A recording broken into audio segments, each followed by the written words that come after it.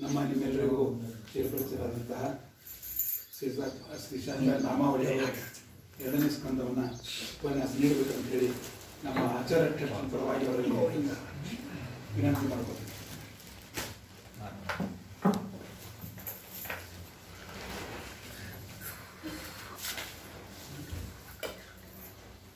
ಶ್ರೀ ಗುರುಭ್ಯೋ ನಮಃ. ಹರಿ ಓಂ. ಯತ್ಪದಂ ವೇದ ಸಂವೇದ್ಯಂ ಕಟಾಕ್ಷೇಣಾಪಿ ವೀಕ್ಷಿತುಂ ನ ಕ್ಷಮಂತೆ ವಿಮತಯಸ್ತಮುಪಾಸೇತ್ ಶ್ರಿಯಃ ಪತಿಂ. ಯೋಂತಃ ಪ್ರವಿಶ್ಯ ಮಮ ವಾಚಮಿಮಾಂ ಪ್ರಸುಪ್ತಾಂ ಸಂಜೀವಯತ್ಯಖಿಲಶಕ್ತಿಧರಸ್ವಧಾಮ್ನಾ ಅನ್ಯಾಂಶ್ಚ ಹಸ್ತಚರಣಶ್ರವಣತ್ವಗಾದೀನ್ ಪ್ರಾಣಾನ್ ನಮೋ ಭಗವತೆ ಪುರುಷಾಯ ತುಭ್ಯಂ. ಸಮಸ್ತ ಗುರುಭ್ಯೋ ನಮಃ. ಯೈರಹಂ ಶುಕವತ್ ಸಮ್ಯಕ್ ಶಿಕ್ಷಿತೋಸ್ಮಿ ಕೃಪಾಲುಭಿಃ ತಾನ್ ವಂದೇ ಶ್ರೀ ಜಯಾಚಾರ್ಯಾನ್ ಧೇನುಕಾಚಾರ್ಯ ದೇವತಾನ್. ಶ್ರೀ ಗುರುಭ್ಯೋ ನಮಃ. ಭಾಗವತೋತ್ಸವ ರಾಮಾಚಾರ್ಯರು ಪ್ರಾರಂಭ ಮಾಡಿದ್ದಾರೆ. ಭಾಗವತೋತ್ಸವದ ಫಲ ರಾಮ, ಸುಖ, ಆನಂದ. ಇದೇ ಭಾಗವತದ ಫಲ. ಅದಕ್ಕೆ ಭಾಗವತ ಅಂತ ಕರೀತಾರೆ. ಕನ್ನಡದಲ್ಲಿ ಭಾಗ ಅಂದರೆ ನಮ್ಮ ಪಾಲಿಗೆ ಬರತಕ್ಕಂತಹ ಆಸ್ತಿ ಅಂತ ತಿಳ್ಕೊತೇವೆ. ಅದು ಒಂದು ಭಾಗ, ಅದು ಜೀವನದ ಭಾಗ. ನಾವು ನಿತ್ಯ ಭಾಗವತವನ್ನು ಕೇಳ್ತೇವೆ ಅಂತಂದರೆ ನಾವೇನು ಕೇಳ್ತೇವೆ ಅಂದರೆ ನಮ್ಮ ಪರಿವಾರಕ್ಕೆ, ನಮ್ಮ ಹೆಂಡತಿಗೆ, ನಮ್ಮ ಮಕ್ಕಳಿಗೆ ನಂದೇನರ ಭಾಗ ನಿನ್ನ ಕಡೆ ಇತ್ತು ಅಂದ್ರೆ ಕೊಡು ಅಂತ ಕೇಳ್ತೇವೆ. ಭಾಗವತ ವಿಷಯ ನಮ್ಮ ಭಾಗವತಿಗಳು. ನನ್ನ ಇದ್ದದ್ದು ಏನೂ ಇಟ್ಕೊಳ್ಳೋಂಗಿಲ್ಲ, ಎಲ್ಲ ನನಗೆ ಕೊಡಬೇಕು. ಏನೋ ಅಂತಾರಂತ, ಹೆಣ್ಮಕ್ಳಿಗೂ ಆಸ್ತಿ ಬರ್ಬೇಕಂತ, ಕಕ್ಕಂದ್ರಿಗೂ ಆಸ್ತಿ ಬರ್ಬೇಕಂತ. ಒಟ್ಟು ಎಲ್ಲೆಲ್ಲೇ ಯಾರ್ಯಾರ ಕಡೆ ನಮ್ಮ ಜೀವನದ ಭಾಗ ಇದೆ ಎಲ್ಲ ಅನ್ನೋದೇ ಭಾಗವತ. ಇದು ನಮ್ಮ ಭಾಗವತ ಅಲ್ಲ. ಜ್ಞಾನ ವಿಶಿಷ್ಟವಾದಂತಹ ಪರಮಾತ್ಮನಿಗೆ ಭಗ ಅಂತ ಕರೀತಾರೆ. ಸಂಪೂರ್ಣವಾದ ಶಕ್ತಿಯಿಂದ ಕೂಡಿದಂತಹ ಪರಮಾತ್ಮ ಅವ. ಗ ಭ ಗ ಗ ಅಂದ್ರೆ ಗತಿ ಅಂತ ಅರ್ಥ. ಇಡೀ ಸಂಸಾರಕ್ಕೆ ಗತಿಯನ್ನ ಕೊಡತಕ್ಕಂತಹ ವ್ಯಕ್ತಿ ಯಾವನಿದ್ದಾನೆ ಅವನು ನಮಗೆ ವಹತಿ, ನಮ್ಮನ್ನ ಧಾರಣೆ ಮಾಡುತ್ತಾನೆ. ಅಷ್ಟೇ ಅಲ್ಲ, ಕೇವಲ ಧಾರಣೆ ಮಾಡೋದಿಲ್ಲ, ತನೋತಿ, ನಮಗೇನು ಬೇಕು ಎಲ್ಲವನ್ನ ತಂದು ಕೊಡ್ತಾನೆ. ಆದ್ದರಿಂದ ಭಾಗವತ ಇಡೀ ಜಗತ್ತಿಗೆ ಗತಿಯನ್ನ ಕೊಡತಕ್ಕಂತಹ ಶಬ್ದವಾಚ್ಯನಾದಂತಹ ಪರಮಾತ್ಮ ನಮ್ಮೆಲ್ಲರನ್ನ ಧಾರಣೆ ಮಾಡುತ್ತಾನೆ. ನಮಗೇನು ಬೇಕು ಎಲ್ಲವನ್ನ ಕೊಡ್ತಾನೆ. ಆದ್ದರಿಂದ ಭಾಗವತ. ಎಲ್ಲಿ ತನಕ? ಬರೀ ಭ ಅದು ಆ ಭಾಗ. ಆಲಯಂ ಆದರೆ ಕೇಳಿದ್ರಿ, ಸಾಯುವವರೆಗೆ, ಮೋಕ್ಷದವರೆಗೆ ಪರಮಾತ್ಮ ಎಲ್ಲವನ್ನ ಕೊಡ್ತಾನೆ. ಅದಕ್ಕೆ ದಾಸರಂತಾರೆ, ಒಂದು ಪ್ರಾರ್ಥಿಸಲು 100 ಕೊಟ್ಟೆಯೋ. ನಮಗೆ ಏನು ಪಡೆದೇವೆ ಅದರ ಅಹಸಾಸ ಇರೋದಿಲ್ಲ ಅಂತಿರ್ತೇವೆ. ನಾವು ಏನು ಇಲ್ಲ ಅದಕ್ಕೆ ಗೋಳಾಡ್ತಿರ್ತೇವೆ. ಅಂತ ಹೇಳಿದ್ರಾಗ ದೇವರಿಗೆ ನೀನು ಕೊಟ್ಟಿ ಅಂತ ದೇವರಿಗೆ ಹೇಳ್ರಿ ಮೊದಲು. ಏನು ಕೊಟ್ಟಿಲ್ಲ ಅಂತ ಲಿಸ್ಟ್ ಮಾಡಲಿಕ್ಕೆ ಹೋಗಬೇಡ್ರಿ. ಏನು ಕೊಟ್ಟಿದಿ? ತಾಯಿಯ ಗರ್ಭದಿಂದ ಆರಂಭ ಮಾಡಿಕೊಂಡು ಇಲ್ಲಿಯವರೆಗೆ ಸರಿಯಾಗಿ ಒಂದೂ ದಿನ ಸಿಎಲ್ ಹಾಕದೆ ಪ್ರಾಣದೇವರು ಹೃದಯದಲ್ಲಿ ಇದ್ದು ಶ್ವಾಸೋಚ್ಛ್ವಾಸಾದಿಗಳನ್ನ ಮಾಡಿಸ್ತಾ ಇದ್ದಾರೆ. ಒಂದಿನ ಸ್ಯಾಲರಿ ಕೇಳಿಲ್ಲ, ಸುಖವಾಗಿದ್ದೇವೆ ಅಂತ ಹೇಳ್ರಿ. 2 ಕಿಡ್ನಿ ಫಂಕ್ಷನ್ ನಡೆದಾವು, 2 ಕಿವಿ ಕೇಳ್ತಾವು, ಬಾಯಿ ಮಾತಾಡ್ತದ, ಕಣ್ಣು ನೋಡ್ತದ. ಎಷ್ಟು ಲಿಸ್ಟ್ ಮಾಡೋರ್ರಿ? ಅದಕ್ಕೆ ಅವನಿಗೆ ಪರೀಕ್ಷಿತ ಅಂತ ಕರೆದ್ರಿ. ಯಾಕೆ? ಪರಿಪರಿಯಾಗಿ ರಕ್ಷಿತ ಅವನು. ಅವ ಅಷ್ಟವನು, ನಾವು ಅಲ್ಲೇನು? ಬಸಿರೊಳಗೆ ಶಿಶುವನ್ನು ಬಿಡದೆ ಸಲ ಸಾಕುವರ್ಯಾರು. ಹೊಟ್ಟೆಯೊಳಗೆ ಕೂಸನ್ನ ಯಾವ ಡಾಕ್ಟರ್ ರಕ್ಷಣೆ ಮಾಡಿದ್ರಿ? ನೆಟ್ಟಗೆ ಬೆಳೆದದೋ ಇಲ್ಲೋ ಅಂತ ಸ್ಕ್ಯಾನ್ ಮಾಡಿ ನೋಡಿದ ವಿನಃ ಇದು ಸರಿಯಾಗಿ ವರ್ಕ್ ಮಾಡ್ತಾ ಇಲ್ಲ ಅಂತ ರಿಪೇರಿ ಮಾಡಿದ್ನೇನು ಇಲ್ಲ. ಆ ತಾಯಿ ತಿನ್ನುವ ಅನ್ನ ಸಾರು ಇವೆಲ್ಲ ಒಳಗೋಗಿ ಹಾರ್ಟು ಲಂಗ್ಸು ಕಿಡ್ನಿ ಆಗಬೇಕು ಅಂದ್ರೆ ಯಾರಿಗ್ರಿ ಆರ್ಡರ್ ಕೊಟ್ಟಿದ್ರಿ? ಇದು ಪರೀಕ್ಷಿತ. ಪ್ರತಿಯೊಬ್ಬ ಜೀವಿ ಏನಿದ್ದೇವೆ ಎಲ್ಲರೂ ಪರೀಕ್ಷಿತ. ಹಾಗಾದ್ರೆ ಆ ಪರೀಕ್ಷಿತ ಮಹಾರಾಜನಿಗೆ ಶಾಪ ಬಂತು. ಯಾಕೆ ಬಂತು? ಎಂಥ ಪರೀಕ್ಷಿತ ರೀ! ಇಡೀ ಕಲಿಯನ್ನ ನಿಗ್ರಹ ಮಾಡಿದ, 4 ಸ್ಥಾನ ಕೊಟ್ಟ, ಬಹಳ ಚಲೋ ಇತ್ತು. ಕೊಟ್ಟಿದ್ದು ಆರಾಮಿರ್ತಿದ್ದೇನೋ. ಅವ ಕಲಿ ಯಾವಾಗಲೂ ಸಹ ಅತೃಪ್ತ ವ್ಯಕ್ತಿ. ನೀವು ಎಷ್ಟು ಕೊಡ್ತೀರಿ ಮತ್ತು ಬೇಕಂತ. ನಾವ ಸಾಕ್ಷಾತ್ ಕೊಟ್ರೆ ಬೇಡ ಹುಚ್ಚಿದ್ದಾರೆ. ಯಾವಾಗ ಕೊಡ್ತಾರೋ ಆವಾಗ ಅದರ ಆಸೆ ಕಡಿಮೆಯಾಗಬೇಕು. ಅದು ಮನುಷ್ಯತ್ವ. ನಾವೆಲ್ಲ ರಾಕ್ಷಸರು. ಯಾವಾಗ ಕೊಡ್ತಾರೋ ಇಷ್ಟ ಕೊಟ್ಟ ಅಂತೇವೆ ನಾವು. ನನಗಿಷ್ಟ ಕೊಟ್ಟ, ಇದಕ್ಕೂ ಜಾಸ್ತಿ ಕೊಟ್ಟ, ಅದು ಸಂತ ಆಚಾರ. ನನಗೆ ಏನಾರ ಆಗ್ಲಿ ಆಗಲಿ ಅವನು ಚಲೋ ಆಗಬಾರ್ದಾಗಿತ್ರಿ. ಇಂಥ ಬುದ್ಧಿಯವ್ರು ನಾವು. ಆದ್ದರಿಂದ ಪರೀಕ್ಷಿತ 5ನೇ ಸ್ಥಾನವಾಗಿ ಬಂಗಾರವನ್ನು ಕೊಟ್ಟ. ಪಾಪ ಹೆಣ್ಮಕ್ಳು ಹಣೆ ಬಾರ. ಮತ್ತೆ ಅಲ್ಲ ಆಚಾರ್ಯ ಯಾರು ಮತ್ತೆ ಎಲ್ಲ ಬಂಗಾರ ಕಲಿಯಲ್ಲ. ಮತ್ತೆ ಯಾವಾಗ ಬಂಗಾರ ಕಲಿ ಆಗ್ತದ? ಯಾವಾಗ ಕಾಮ, ಕ್ರೋಧ, ಲೋಭ, ಮೋಹ, ಮದ, ಮತ್ಸರ ಇವು ದೇಹದಲ್ಲಿ ಬಂದುವೋ ಮೈ ಮೇಲೆ ಹಾಕೊಂಡು ಬಂಗಾರ ಕಲಿ ಆಗ್ತದೆ. ಹುಷಾರಾಗಿದೆ. ಹಾಕೊಳ್ಳಿಕ್ ಬ್ಯಾಡ ಅಂದಿಲ್ಲ. ಮತ್ತೆ ಸೆಟ್ಟಿಗಳು ಬರ್ರಿ, ಗಂಡನ ಮೇಲೆ ಮಕ್ಕಳ ಮೇಲೆ ಕಲಿ ಪ್ರವೇಶ ಆಗ್ತದ. ಏನ ಪರೀಕ್ಷಿತ ಮಹಾರಾಜ ನೀರಡಿಕೆಯಿಂದ ಶಮಿಕರ ಆಶ್ರಮಕ್ಕೆ ಬರ್ತಾನೆ. ನೀರನ್ನ ಕೇಳ್ತಾನೆ. ಶಮಿಕರು ಧ್ಯಾನವನ್ನ ಮಾಡುತ್ತಾ ಇರ್ತಾರೆ. ರಾಜ ಹೇಳಿದ್ದು ಕೇಳಿ ಏನಾಯ್ತು? ಸಿಟ್ಟಿಗೆದ್ದ. ನಾ ರಾಜ, ನಾನು ಕೇಳ್ತಾ ಇದ್ದೇನೆ, ನನ್ನಿಂದಲೇ ನೀವು ರಕ್ಷಿತರು, ನನ್ನ ರಾಜ್ಯ, ನಾ ಎಲ್ಲ ನಿಮಗೆ ಏನು ಬೇಕೆಲ್ಲ ನಾನು ಕೊಡ್ತಾ ಇದ್ದೇನೆ. ಅಂತಹ ನಾನು ಬಂದು 2-3 ಸಲ ನೀರು ಕೊಡು ಅಂತ ಕೇಳಿದಾಗಲೂ ಸಹ ನೀವು ಕೇಳ್ತಾ ಇಲ್ಲ, ನೀರು ಕೊಡ್ತಾ ಇಲ್ಲ ಅಂತಕ್ಕೆ ಸಿಟ್ಟಿಗೆದ್ದ. ವಿಚಾರ ಮಾಡ್ರಿ. ಯಾವಾಗ ಪರೀಕ್ಷಿತ ಮಹಾರಾಜನಿಗೆ ಸಿಟ್ಟು ಬಂತೋ ಕಲಿಯಲ್ಲಿ ಪ್ರವೇಶ ಮಾಡಿದ. ಡೈರೆಕ್ಟ್ ಆಗಿ ತಲೆ ಪ್ರವೇಶ ಮಾಡಿದ. ಯಾಕ? ಬಂಗಾರದ ಕಿರೀಟ ಇತ್ತು ತಲೆ ಮೇಲೆ. ಯಾವಾಗ ಬಂಗಾರ ತಲೆ ಮೇಲೆ ಇತ್ತು, ಸ್ಥಾನ ಎಲ್ಲಿತ್ತು ಅವನಿಗೆ? ಬಂಗಾರದಾಗಿತ್ತು. ಯಾವ ಬಂಗಾರದಾಗ? ಸಿಟ್ಟಿಗೆದ್ದ ಬಂಗಾರ, ಅನ್ಯಾಯದ ಬಂಗಾರ, ಕಾಮಕ್ರೋಧಾದಿಗಳಿಂದ ಕೂಡಿದ ದೇಹದ ಮೇಲಂತ ಬಂಗಾರ. ಬಂತು ಪ್ರವೇಶ. ಒಂದೇ ಕ್ಷಣ ಸತ್ತ ಹಾವನ್ನು ಹಾಕಿ ವಿಚಾರ ಮಾಡಿ. ಯಾವಾಗಲೂ ಅಂತಿರ್ತೇವೆ, ಅಲ್ಲ ಸಾಲಿ ಮಾಸ್ತರ್ರಿ ನಾವು, ಹುಡುಗರಿಗೆ ಕಲಿಸ್ಬೇಕ. ಇವೆಲ್ಲ ಘಟನೆಗಳನ್ನ ವಿಚಾರ ಮಾಡ್ತಾ ಹೋದ್ರೆ ಅವು ಹೇಳಿ ಕೇಳಿ CBSE ಮಾಸ್ತರ್ದಾರೆ ನಾವು. ಅವು ಮಕ್ಕಳಿಗೆ ಕನ್ನಡ ಬರೋದಿಲ್ಲ. ಕೆಲವೊಂದು ಮಕ್ಕಳಿಗೆ ಅವು ಬಿಹಾರ UP ಇಂದ ಬರ್ತಿರ್ತಾವ. ಇವು ಘಟನೆಗಳನ್ನ ಇಂಗ್ಲಿಷ್ ಕಲಿಸ್ಬೇಕು. ಅವಕ್ಕೆ ಒಂದು ಮಾತು ಹೇಳಿದ್ನ ಈ ಘಟನಾಕ್ಕೆ. Do not do something permanently stupid just because you are temporarily upset. ಇಡೀ ಜೀವನ ಅನುಭವಿಸ್ತಕ್ಕಂತಹ ಒಂದು ಕಾರ್ಯವನ್ನ ಕ್ಷಣಿಕವಾದಂತಹ ಒಂದು ಕಾಮಕ್ಕೋ ಸಿಟ್ಟಿಗೋ ಕ್ರೋಧಕ್ಕೋ ಮಾಡಿದೆ ಅಂದ್ರೆ ಇಡೀ ಲೈಫ್ ಲಾಂಗ್ ವಜಾ. ನೀವು ಸಿಟ್ಟು ಬಂದದ್ದು ಇದಕ್ಕೆ ಒಂದು ಕ್ಷಣ, ಅದು ಟೆಂಪರರ್ಲಿ ಅಪ್ಸೆಟ್ ಆಗಿದೆ, ಯಾವುದೋ ಕಾರಣಕ್ಕಾಗಿ. ಹೆಂಡತಿ ಸಾರಿಗೆ ಉಪ್ಪು ಕಡಿಮೆ ಹಾಕ್ಯಾಡೋ, ನೆಟ್ಟಗ ಅಡಿಗೆ ಮಾಡಿಲ್ಲೋ, ಹಾಲು ಉಕ್ಕೇದೋ, ಇಂಡಿಯಾ ಮ್ಯಾಚ್ ಸೋತದೋ, ಮಾರ್ಕೆಟ್ ಬಿದ್ದದೋ, ನಮಗೆ ತಲೆ ಕೆಡಿಸೋಳಾಕ 108 ಕಾರಣ. ಆ ಒಂದು ಕ್ಷಣಿಕವಾದಂತಹ ಒಂದು ಕಾರಣ ಇಟ್ಟುಕೊಂಡು ಇಡೀ ಜೀವನ ಅನುಭವಿಸ್ತಕ್ಕಂಥ ತಪ್ಪನ್ನ ಮಾಡ್ಲಿಕ್ಕೆ ಹೋಗ್ಬೇಡ್ರಿ. ಆ ತಪ್ಪನ್ನ ಪರೀಕ್ಷಿತ ಮಾಡಿದ. ಆದ್ರೆ ಸಜ್ಜನರ ತಪ್ಪು ಸಹ ನಮ್ಮಂತವರಿಗೆಲ್ಲ ವಾರ ಆಗ್ತದ್ರಿ. ಏನ್ ಶಾಪ ಬಂತು? 7 ದಿನಗಳಲ್ಲಿ ಮರಣ. ಇದು ಶಾಪ.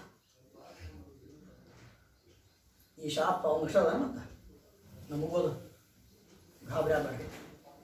27 ದಿನ, ಸೋಮವಾರ, ಮಂಗಳವಾರ, ಬುಧವಾರ, ಗುರುವಾರ, ಶುಕ್ರವಾರ, ಶನಿವಾರ ಮುಗಿತು. 8ನೇ ದಿನನೇ ಇಲ್ಲ. ನಮಗೂ 7 ದಿನಗಳಲ್ಲೇ ಸಾವು ಬರ್ತದ. ಯಾವ 7 ದಿನ ಅಂತ ಗೊತ್ತಿಲ್ಲ, ಅಷ್ಟೇ ಫರಕು. ನಮ್ಮ ಶಾಪಕ್ಕ ರಾಜನ ಶಾಪಕ್ಕೆ ವ್ಯತ್ಯಾಸ ಏನು? ಅವನಿಗೆ ಗೊತ್ತಿತ್ತು ನಾ ಯಾವ 7 ದಿನದಾಗ ಸಾಯ್ತೇನೆ ಅಂತ, ನಮಗೆ ಗೊತ್ತಿಲ್ಲ ನಾವು ಯಾವಾಗ ಸಾಯ್ತೇವೆ ಅಂತ. ಬಹಳ ಡೇಂಜರಸ್ ಇದು. ಯಾವಾಗ ಶಾಪ ಗೊತ್ತಾಯಿತೋ ಒಂದೇ ಮಾತನ್ನ ಕೇಳಿದ ಪರೀಕ್ಷಿತ ಮಹಾರಾಜ, ಸ್ವಾಮಿ ನನಗೇನೂ ಬೇಡ, ಸಾಯತಕ್ಕಂತಹ ವ್ಯಕ್ತಿ ಏನು ಮಾಡಬೇಕು? ಅತಃ ಪೃಚ್ಛಾಮಿ ಸಂಸಿದ್ಧಿಂ ಯೋಗಿನಾಂ ಪರಮಂ ಗುರುಂ ಪುರುಷಸ್ಯ ಇಹ ಯತ್ ಕಾರ್ಯಂ ಮ್ರಿಯಮಾಣಸ್ಯ ಸರ್ವಥಾ. ಬ್ಯಾರೆ ಏನೂ ಬೇಡ, ಸಾಯ್ತಕ್ಕಂತಹ ವ್ಯಕ್ತಿ ಮಾಡಬೇಕಾದಂತಹ ಕರ್ತವ್ಯಗಳು ಏನು? ಇಷ್ಟು ಹೇಳ್ಬಿಡ್ರಿ ಸಾಕು. ಯಾಕೆ ನನಗೆ ಸಾವು ಅದ ಅಂತ ಗೊತ್ತದ. ನಮಗೆ ಸಾವು ಅನ್ನೋದು ನಮ್ಮ ಮನೆಗೆ ಬರೋ ತನಕ ಗೊತ್ತಿಲ್ರಿ. ಬಾಜು ಮನೆ ಸತ್ತಲ್ಲ, ನಮ್ಮ ಮನೆಗೆ ಬಂದಿಲ್ಲ ಇನ್ನ ಅಂತೇವೆ ನಾವು. ಮರಿತೇವೆ. ಊಟಕ್ಕೆ ಕೂತಂತ ವ್ಯಕ್ತಿ ಚಲ ಊಟಕ್ಕೆ ಕೂತಿದ್ರಿ, ಇನ್ನೊಂದು 2 ತುತ್ತಿ ಇತ್ತು ನೋಡ್ರಿ, ಏನೋ ಸಿಕ್ಕೊಂಡಂಗ ಆತು, ಹೋಗ್ಬಿಟ್ರು. ಊಟಕ್ಕೆ ಕೂತ ಊಟ ಮುಗಿಸ್ತಾನ ಅನ್ನೋ ಗ್ಯಾರಂಟಿ ಇಲ್ಲ. ಅದಕ್ಕೆ ಮನ್ಯಾಗ ಪೂಜೆ ಗೀಜಿ ಕಡಿಮೆ ಆಗ್ಯಾವ್ರಿ. ನಾವು ಸಂಭವ ಚಾಷ್ಟಿ ಮಾಡ್ತಿರ್ತಾರೆ. ಯಾಕೆ ಪೂಜೆ ಮಾಡೋದಿಲ್ಲ? ಆಚಾರ 7 ದಿನಕ್ಕೊಮ್ಮೆ ನಳ ಬರ್ತದ. ನೀವ ಹೇಳಿರಿ 3 ದಿನ ಬಿಟ್ಟರೆ ನೀರು ಮನೆಗೆ ಬರೋದಿಲ್ಲ ಅಂತ. 24/7 ಇಲ್ಲ. ಅದು ಯಾವನೋ ಬಿಡ್ತಾನೋ ಶೂದ್ರ, ಏನು ಟ್ಯಾಂಕ್ನಾಗ ಏನು ಬಿದ್ದಿರ್ತಾವೋ ಏನೋ, ಬಾವಿ ಸಿಗೋದಿಲ್ಲ, ಬೋರ್ ಹಾಕ್ಸಕ್ಕೆ ಯೋಗ್ಯತಾ ಇಲ್ಲ. ಸುಮ್ಮನೆ ದೇವ್ರು ಹೆಂಗೆ ಮೈಲಿಗೆ ಮಾಡೋಣ ಅದಕ್ಕೆ ಸುಮ್ಮನೆ ಬಿಟ್ಟೇವಿ ಅಂತ. ಇಂಥ ಪರಿಸ್ಥಿತಿ ನಮ್ದು. 3 ದಿನಕ್ಕೆ ನೀರು ಬರೋದಿಲ್ಲ, 4 ದಿನಕ್ಕೆ ಬಟ್ಟೆ ಬರೋದಿಲ್ಲ. ಬಟ್ ಇಷ್ಟೆಲ್ಲ ಹೇಳಿ ಕೂತೀರಿ, ಮತ್ತೆ ಹೆಂಗೆ ಮಾಡೋದು? ಅದಕ್ಕೆ ಬಿಟ್ಟೇವಿ. ನಮ್ಮ ತಪ್ಪಲ್ಲ. ಧರ್ಮವನ್ನು ಬಿಡಲಿಕ್ಕೆ ಕಾರಣ ಹುಡುಕ್ತೇವೆ, ಮಾಡಲಿಕ್ಕೆ ಹುಡುಕ್ರಿ ಕಾರಣಗಳನ್ನು. ದೇವರು ಕೊಟ್ಟದ್ದು ಯಾವಾಗ ನಮಗೆ ಅರಿವಿಲ್ಲ ಆವಾಗ ಇರದೇ ಇದ್ದಂತಹ ವಸ್ತುಗಳ ಬಗ್ಗೆ ತಲೆ ಕೆಡಿಸ್ಕೊತೇವೆ. ಧರ್ಮ ಮಾಡಬಾರದು ಅಂತ ನಿರ್ಣಯ ಮಾಡಿಕೊಂಡು ಪೂಜೆ ಮಾಡಲಿಕ್ಕೆ ಬೇಸರಾದಾಗ ಅದನ್ನು ಮಾಡದೇ ಇರಲಿಕ್ಕೆ ಕಾರಣ ಹುಡುಕ್ತೇವೆ. ಇದನ್ನೇ ಭಾಗವತ ತಿಳಿಸ್ತದೆ. ಮಾಡಬಾಡ್ರಿ ಮಂದಾಹ ಸುಮಂದಮತಯ ಅಂತ ಬೈತದೆ ಭಾಗವತ. ಮಂದಾಹ ಭಾರಿ ಮಂದ. ಏನು ಮಂದ ಅಂದ್ರ ಬಹಳ ಸ್ಲೋ ಇದೆ. Physically we are very weak. ಸುಮಂದಮತಯ ಚಲೋ ಮಬ್ಬ ಇದ್ದೀರಿ ಅಂತ ಬೈತದ. ಸುಮಂದಮತಿ ಚಲೋ ಮಬ್ಬಿದ್ದೀರಿ ಅಂತ. ಬರೇ ಫಿಸಿಕಲಿ ವೀಕ್ ಇಲ್ಲ, ಮೆಂಟಲಿ ಇಲ್ಲೇ ಇಲ್ಲ, ಶೂನ್ಯರಾಗಿದ್ದೀರಿ. ಆದ್ದರಿಂದ ಇಂತಹ ವ್ಯಕ್ತಿಗಳು ನಾವು ಹೆಂಗೆ ಬದುಕಬೇಕು, ಏನು ತಿನ್ನಬೇಕು ಅಂತ ಕೇಳ್ಕೊತಾ ಕೂಡ್ತೇವ್ರಿ. ದೊಡ್ಡವ್ರು ಬಂದಾಗ ಆಚಾರ ಮತ್ತೆ ಚಹಾ ಬಿಡ್ಲಿಕ್ಕೆ ಬರೋದಿಲ್ಲ, ಉಡ್ತಾ ಶುರುವಾಗ್ತದ, ಅಲ್ಲಿಂದು ಮೊಸರಿನ ಬಟ್ಟೆ ಎದ್ದು ಕುಡಿಬೋದನ್ರಿ. ಇಂತಹ ಕರ್ಮ ಹಣೆ ಬಾರ. ಈ 1 ತಿಂಗಳ ಬಿಡ್ರೋ ಮಾರಾಯ. ನಮಗೆ ಏನೇನು ತಗೋಬೇಕು, ಹೆಂಗೆ ತಗೋಬೇಕು ಅಂತ ಗುದ್ದಾಡ್ತೇವೆ ನಾವು. ಬಿಡ್ರಿ, ಏನಾಗೋದಿಲ್ಲ. 1 ತಿಂಗಳ ಬಿಟ್ಟು ನೋಡ್ರಿ, ಅದ ರೂಢಿ ಆಗ್ಬಿಡ್ತದೆ. ಆದ್ದರಿಂದ ಯಾವಾಗ ನಾವು ತಗೋಬೇಕು ಅಂತೇ ನಿರ್ಣಯ ಮಾಡಿರುತ್ತೇವೆ, ನಮಗೆ ಬಿಡ್ಲಿಕ್ಕೆ ಮನಸ್ಸು ಬರೋದಿಲ್ಲ. ರಾಜನಿಗೆ ಸಾವು ಗೊತ್ತಾಗಿದೆ, ನಮಗೆ ಗೊತ್ತಾಗಿಲ್ಲ, ಅದಕ್ಕೆ ಬೇಕು ಬೇಕು ಅನ್ಕೋತ ಕೂತೇವ್ರಿ. ಅವನಿಗೆ ಗೊತ್ತಾಯಿತು ಸಾವು. ಎಲ್ಲಾರನ್ನೂ ನೋಡುತ್ತೇವೆ, ನಿತ್ಯ ಸಾಯ್ತಾ ಇದ್ದಾರೆ. ಸತ್ತವ್ರನ್ನ 1 ಕ್ಷಣ ಮನೆಯಾಗಿ ಇಟ್ಕೊಂಬೋದಿಲ್ಲ. ಏನು ಬೆಲೆ ನಮಗ ಅಂತ ಗೊತ್ತದ, ಎಲ್ಲ ಗೊತ್ತದ. ಸುತ್ತಲೇ ಕುಳ್ಳಿದ್ದ ಮಿತ್ರ ಬಾಂಧವರೆಲ್ಲ ಹೊತ್ತು ಹೋಯಿತು ಹೊರಗೆ ಹಾಕೆನುವಾರೋ. ಹಿತ್ತಲ ಕಸಕ್ಕಿಂತ ಕಡೆಯಾಯಿತೀ ದೇಹ ಹೊತ್ತು ಕೊಂಡೊಯ್ದು ಅಗ್ನಿಯೋಳು ಬಿಸುಡುವರು. ಏನ್ ಬೆಳ್ಳಿ, ಏನ್ ಬಂಗಾರ, ಏನ್ ರೇಷ್ಮೆ, ಏನ್ ಮಗ, ಏನ್ ಹೆಂಡತಿ, 1 ಕ್ಷಣ ಪ್ರಾಣ ಹೋಯ್ತು, ಮುಗೀತು. ಮನೆಯಾಗಿ ಇಟ್ಕೊಂಡು ಕೂಡೋದಿಲ್ಲ. ವ್ಯಕ್ತಿ ಸುಟ್ಟು ಬರ್ತಾರೆ. ಏನೂ ಬೆಲೆ ಇಲ್ಲ ಇದಕ್ಕೆ. ಇಷ್ಟೆಲ್ಲ ಗೊತ್ತಿದ್ರೂ ಎದ್ದಾಡುತ್ತೇವೆ. ಸಿಟ್ಟು, ಕಾಮ, ಕ್ರೋಧ, ಇನ್ನೊಬ್ಬರ ಏಳಿಗೆ ನೋಡಿ ಉರ್ಕೊಂಡು ಸಾಯ್ತು. ಯಾಕೆ? ಇದು ನನ್ನ ಭಾಗ್ಯ, ನನಗೆ ಸಿಕ್ಕದ, ನಾ ಸುಖವಾಗಿರ್ತೇನೆ, ದೇವರು ಕೊಟ್ಟಿದ್ದಾನೆ, ಕೈ ಎತ್ತಿಕೊಳ್ತೇನೆ. ಸಂಕಲ್ಪ ಮಾಡ್ರಿ, 1 ರೂಪಾಯಿ ಸಾಕು, 4 ಕೊಡು, 10 ಪೈಸೆ 1 ರೂಪಾಯಿ ಕೊಡು. ಯಾಕೆ ಇನ್ನೊಬ್ರು ಮಕ್ಕಳು ಇಲ್ಲ ಅಂತ ಗೋಳಾಡ್ತೀರಿ? ನೀವು ತಿಂದು ಒಗೆದ ಎಲೆಗಳಲ್ಲಿ ಇರತಕ್ಕಂತಹ ಪದಾರ್ಥಗಳನ್ನ ತಿನ್ನೋರಿದ್ದಾರೆ. ನೀ ಇನ್ನ ಬಾಡಿಗೆ ಮನೆಯಾಗ ಇದ್ದೀರಿ, ಆರಾಮಿದ್ದೀನಿ ಅಂತ ಹೇಳಿ ದೇವರಿಗೆ ಕಂಪ್ಲೇಂಟ್ ಕೊಡಬೇಡ. ಇದು ನಮ್ಮ ಭಾಗವತ ಧರ್ಮ. ಯದಚ್ಛಾಲಾವ ಸಂತುಷ್ಟ, ಏನದ ಅದಕ್ಕೆ ಮರ್ಯಾದೆ ಕೊಡ್ರಿ. ಏನು ಕೊಟ್ಟಾನ ದೇವರು ಅದನ್ನು ಕೊಟ್ಟಿ ಅಂತ ಘಂಟಾಘೋಷವಾಗಿ ಹೇಳಿ, ತ್ವದೀಯಂ ವಸ್ತು ಗೋವಿಂದ ತುಭ್ಯಮೇವ ಸಂಪ್ರದತೆ, ಎತ್ತಿ ಕೊಡ್ತೇನೆ. ಯಾವಾಗ ಈ ಬುದ್ಧಿ ಬರ್ತದೆ, ದೇವರು ಕೊಡ್ತಾನೆ, ಕೊಟ್ಟವ ರಕ್ಷಣೆ ಮಾಡ್ತಾನೆ. ನಮಗೆ ನಂಬಿಕೆ ಇಲ್ಲ, ವಿಶ್ವಾಸ ಇಲ್ಲ ಅಷ್ಟೇ. ಅವನ ಸಂಕಲ್ಪ ಇಲ್ಲದೆ ಏನೂ ಆಗುವುದಿಲ್ಲ.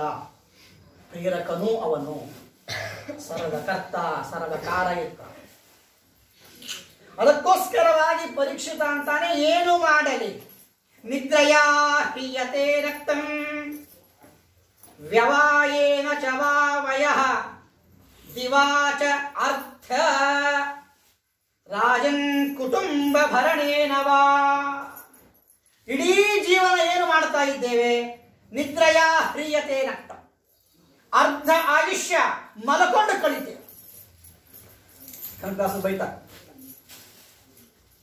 ಇಡೀ ಅರ್ಧ ಆಯುಷ್ಯ, ವರುಷ 100 ಅದರೊಳಗಿರುಳು ಕಳೆದ 50 ವಾರ್ಧಿಕ ಬಾಲ್ಯ ಕೌಮಾರದಲ್ಲಿ 30 ಇರದೆ ಸಂದುದು ಬಳಿಕ 20 ವರುಷ ಇದರೊಳಗಾದುದಂಥ ಕರಣ ನಿನ್ನೊಳು ಕೊಟ್ಟು ರಕ್ಷಿಸು ನಮ್ಮ ನನವರತ. 100 ವರ್ಷ ಥಡಿತವಾಗಿ ಬದುಕೇವಿ ಅಂದ್ರೆ 20 ವರ್ಷ ಬದುಕಿರ್ತೇವ್ರಿ ಹೆಚ್ಚಾಗಿ. ಎಲ್ಲಿ 100, 20ಕ್ಕೆ ಹೊಂಟಾವ್ರಿ ಹಾರ್ಟ್ ಅಟ್ಯಾಕ್ ಆಗಿ. ನೋ ಗ್ಯಾರಂಟಿ, ನೋ ವಾರಂಟಿ, ಎಲ್ಲ ಚಯ ಮಾಡ್ಬಿಟ್ಟು ಸಾಲ ಹಾರ್ಟ್ ಅಟ್ಯಾಕ್ ಆಗಿರ್ತಾವ. ಏನು ಕರ್ಮ, ಏನು ಆಹಾರ ಕೊಡ್ತಾ ಇದ್ದೇವೆ, ಏನು ಅಗದಿ ಶುದ್ಧ ಫುಡ್ಡು ಅಂತ ಏನು ಕೊಡ್ತಾ ಇದ್ದೇವೆ, ಅವುಗಳ ಆರ್ಗ್ಯಾನಿಕ್ ಫುಡ್ ಅಂತ ಏನು ಅದಕ್ಕೆ ಬೇರಿಗೆ ಹಾಕ್ತಾ ಇದ್ದಾರೆ ರೈಸ್ಗಳನ್ನ. ಪ್ರೊಡ್ಯೂಸ್ ಮೋರ್ ಏನೇ ಬಯಲುತ್ತಾ ಇದ್ದೇವೆ. ಶಕ್ತಿ ಇಲ್ಲ. 18 ಹೊಡ್ತಿರ್ತಿದ್ರು ರೀ 3 ವರ್ಷದ ತನಕ. 1-2ಕ್ಕೆ ಹಲವಾರು ಹಾದಿ ಅಂತಿರ್ತಾವ. ಯಾಕೆ? ಆಹಾರದ ನ್ಯೂನತೆ ಇದೆ, ಶಕ್ತಿ ಇಲ್ಲ, ಆಹಾರದಲ್ಲಿ ಮಾಡ್ಕೊಳ್ಳೋ ಸಾಮರ್ಥ್ಯವಿಲ್ಲ, ಕೊಟ್ಟದ್ದನ್ನು ನಿಗಿಸೋ ಸಾಮರ್ಥ್ಯ ಇಲ್ಲ. ಇಷ್ಟೆಲ್ಲ ನ್ಯೂನತೆಗಳಲ್ಲ. ಆದ್ದರಿಂದ ನಿದ್ರೆಯ ಹ್ರಿಯತೆ ನಕ್ತಂ, ದಿವ ಹಗಲು ರೊಕ್ಕ, ಕುಟುಂಬ ಭರಣೇನ.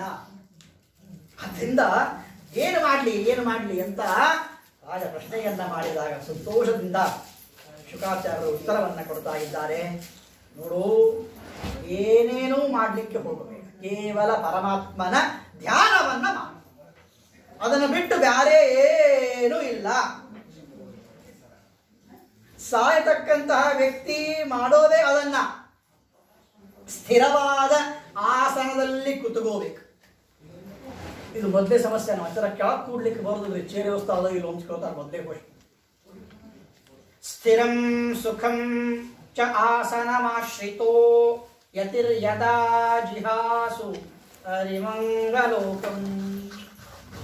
ಯಾವಾಗ ನಾವು ಸ್ಥಿರವಾಗಿ ಕೂಡುವ ಸಾಮರ್ಥ್ಯವನ್ನ ಪಡೀತೇವೆ, ಆವಾಗ ಮಾತ್ರ ಪರಮಾತ್ಮನ ಧ್ಯಾನ ಹುಟ್ಟುತ್ತದೆ. ನಾವು ಯೋಗವನ್ನೇ ಬಿಟ್ಟಿದ್ದೇವೆ. ಆಸನ ಇಲ್ಲ, ಪ್ರಾಣಾಯಾಮ ಇಲ್ಲ, ಇದು ಇಲ್ಲದೆ ಧ್ಯಾನ ಹುಟ್ಟೋದಿಲ್ಲ. ಧ್ಯಾನ ಇಲ್ಲ ಅಂತಂದ್ರೆ ಪರಮಾತ್ಮನ ಗುಣಗಳನ್ನ ಕೇಳುವ ವ್ಯವಧಾನವೂ ಬರೋದಿಲ್ಲ. ಆದ್ದರಿಂದ ಯಾವಾಗ ನಾವು ಬೇಸಿಕ್ ಆದಂತಹ ಕ್ರಿಯೆಗಳನ್ನೇ ಬಿಡ್ತಾ ಇದ್ದೇವೆ, 3 ಸಂಧ್ಯಾ ವಂದನ ಮಾಡ್ರಿ, ಪ್ರಾಯ 18 ಪ್ರಾಣಾಯಾಮ ಬರ್ತಾವ್ರಿ. ಸಂಧ್ಯಾ ವಂದನೆ ಮಾಡೋದು ದೊಡ್ಡ ಯೋಗ. ಅದನ್ನು ಪ್ರಾಮಾಣಿಕವಾಗಿ ಮಾಡ್ರಿ. ಮೂಗು ಹಿಡ್ಕೊಂಡು ಪ್ರಾಣಾಯಾಮ ಅಲ್ಲ, ಪ್ರಾಣಾಯಾಮ ಮಾಡ್ರಿ ಹಿಡ್ಕೊಂಡ್ಬಿಡ್ತಾರೆ ಅಲ್ಲ ಪ್ರಾಣಾಯಾಮ. 3 ರೀತಿಯ ರೇಚಕ, ಪೂರಕ, ಕುಂಭಕ, 3 ರೌಂಡ್ ಒಂದು ಪ್ರಾಣಾಯಾಮ ಅಂತವ್ 8 ಬರ್ತಾವ್ರಿ.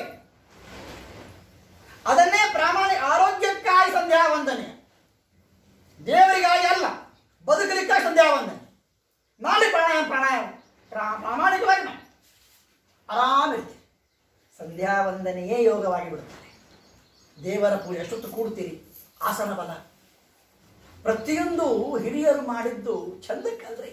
ಅದಕ್ಕೆ ಹೇಳ್ತಾ ಇದ್ದಾರೆ, ಸ್ಥಿರಂ ಸುಖಂ ಶಾಸನ ಮಾಶ್ರಿತೋ ಯತಿ. ಮೊದಲನೇ ಕಾನ್ಸೆಪ್ಟ್, ದೇವರ ಧ್ಯಾನ ಮಾಡಬೇಕು ಅಂತಂದರೆ ಸ್ಥಿರವಾಗಿ ಕೂಡಬೇಕು. ಕೂಡೋದನ್ನು ಮಾಡು ಮೊದಲೇದ್ದು. ಆ ಪರಮಾತ್ಮನ ವಿರಾಟ್ ರೂಪವನ್ನ ತಿಳಿಸ್ತಾ ಇದ್ದಾರೆ ದ್ವಿತೀಯ ಸ್ಕಂದ ಭಾಗವತ. ಸಹಸ್ರಶೀರ್ಷ ಪುರುಷಃ ಸಹಸ್ರಾಕ್ಷ ಸಹಸ್ರಪಾ. ಇಡೀ ಬ್ರಹ್ಮಾಂಡವನ್ನ ಸೃಷ್ಟಿ ಮಾಡಿದಂತಹ ಪರಮಾತ್ಮ ನಿಷ್ಕಾಮವಾಗಿ ಏನನ್ನಾದರೂ ಮಾಡಬೇಕು ಎಂಬ ಇಚ್ಛೆ ಇದ್ದರೆ ದೇವರ ಧ್ಯಾನವನ್ನ ಮಾಡು. ಅವನು ಮಾಡಿದಂತಹ ವಿಶೇಷವಾದಂತಹ ಈ ಜಗತ್ತಿನಲ್ಲಿ ಇರುವ ವಸ್ತುಗಳ ಭೋಗವನ್ನ ಮಾಡು. ಎಂಥ ವಸ್ತುಗಳು? ಯಾವ ವಸ್ತುಗಳು ಬದುಕಲಿಕ್ಕೆ ಸಾರ್ಥಕವಾದ ಬದುಕಿಗೆ ಕಾರಣ ಅಂತಹ ವಸ್ತುಗಳ ಭೋಗವನ್ನ ಮಾಡು.